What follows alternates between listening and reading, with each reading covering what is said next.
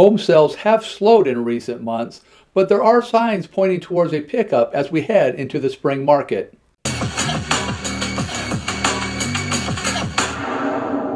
Home prices remain high despite a decline in home sales. Buyers and sellers are staying cautious while they wait to see which direction the real estate market will go. Let's take a look at the numbers. Closed sales dipped 38.1% to 349 homes from 564. Inventory levels grew 12.8% to 571 homes from 506. This increase in inventory led to the month supply of inventory trending upward 28.6% to 0.9 months from 0.7.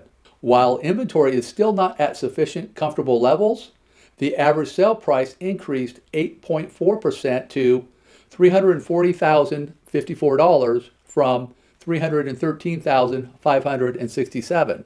New listings slipped 9.2% to 492 homes from 542.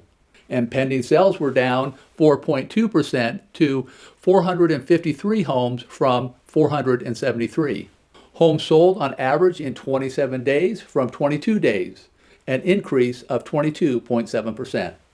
The National Association of Realtors is reporting that as the market continues to rebalance, there could be an uptick in market activity ahead as interest rates have come down slightly, making housing a bit more affordable and helping buyers find better deals. Seller concessions have also become more prevalent, giving buyers more time and negotiating power when house hunting.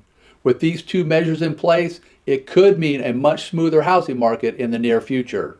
If you have any questions or are looking to make a move this year, please reach out. Like, subscribe, and hit the bell button so you don't miss the next update. Thanks for watching. See you next time.